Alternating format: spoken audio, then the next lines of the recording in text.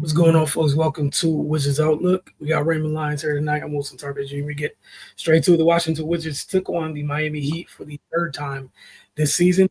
We saw Miami Heat take down the Wizards 120-94, led by a hell of a start to the game by Bam Adebayo. Last time these two teams played, we saw Bam, I think, surpass Ronnie Cycli's double-double record for the Heat in franchise history. Washington had a member of their teammates in franchise history as well, but it came in a loss. Ray, your thoughts on this one? Yeah, not really much to discuss, man. Wizards shot 40% from the field. You can't beat anybody that way. Um, on top of just getting thoroughly outplayed in the paint, they gave up 68 paint points. Got out rebounded by 23. It was just total domination from the Heat. Like you pointed out, Bam Adebayo just set the tone from the beginning.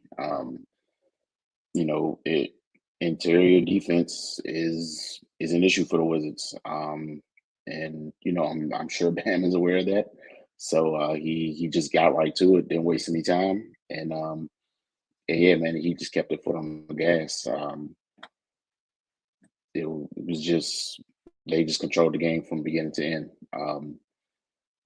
Yes, we saw him have troubles dealing with that. That manifested itself in the kind of game he had. 3 for 17 from the field. Um, yeah, you gonna need more than that when you're going up against Bam. Jordan Poole had a solid night offensively. 10 for 17, 7 for 13 from three. But yeah, and outside of him, nobody could throw a rock in the ocean, really. And he took advantage of that. Like I said, they dominated the glass. Had 15 offensive rebounds to the Wizards 5. Things just piled on top of each other, and it led to what we saw as the final score. And also, again, the Heat are playing for something, and the Wizards are just kind of experimenting right now to see what they have with the young guys. So they're two teams in two totally different places. And yeah, the Heat they came in and handled business.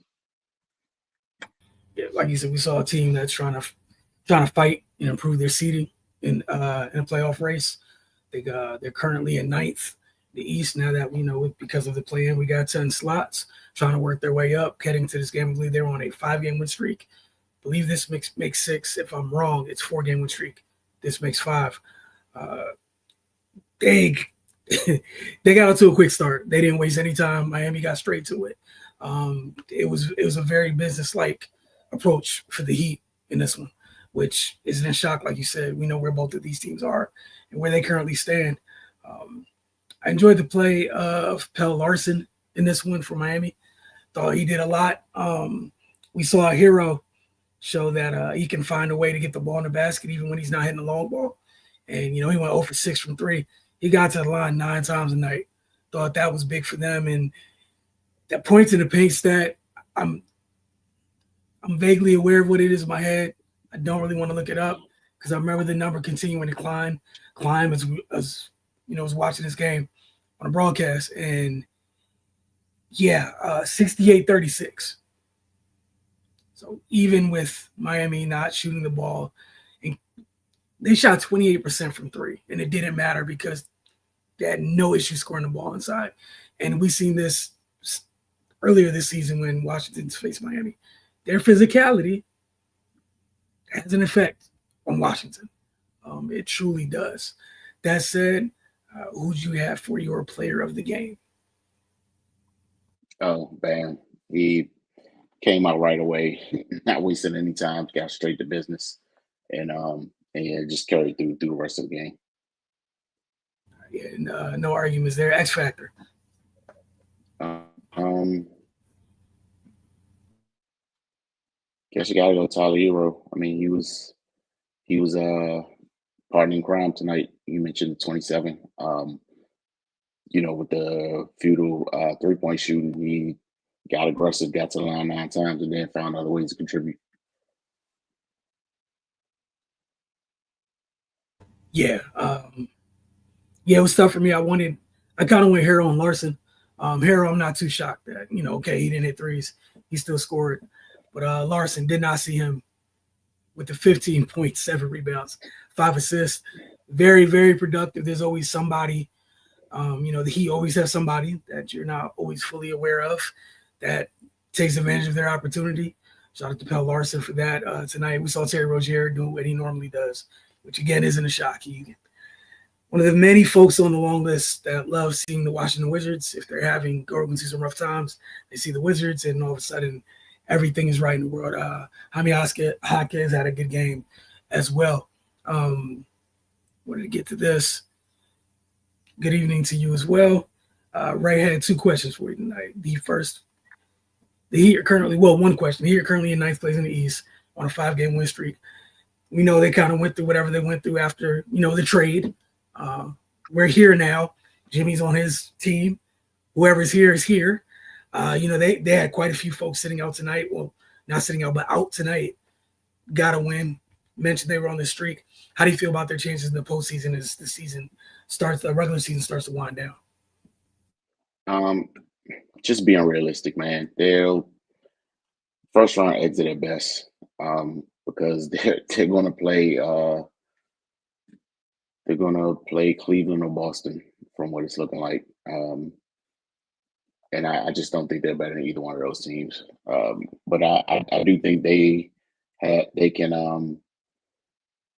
Of course, they're already in qualifying position for the play-in, and I feel like they can possibly come out of that, but it doesn't go any further in the first round for them. All right, and then Jordan Poole connected on his 224th three-pointer of the season with 3:23 remaining in the first quarter, passing Bradley Beal's previous record, 223 made threes in the season. This was in the 2016-2017 season. He now holds the record, and obviously it's counting as the season is yet to close, for the most three-pointers in franchise history in a season. Your thoughts on Poole eclipsing this mark? It's always good to get your name in the record books. Not sure how good it feels when you're pushing 60 losses, but it is what it is. It's just ceremonial at this point. But kudos to him. You don't get the record unless the shots go in. So, that's that. But yeah, it's really inconsequential to me, to be perfectly honest. Yeah, the whole wins-loss part of it. It's nice that you hit that milestone, but it is a 16-win season at this point. So, congrats on the milestone.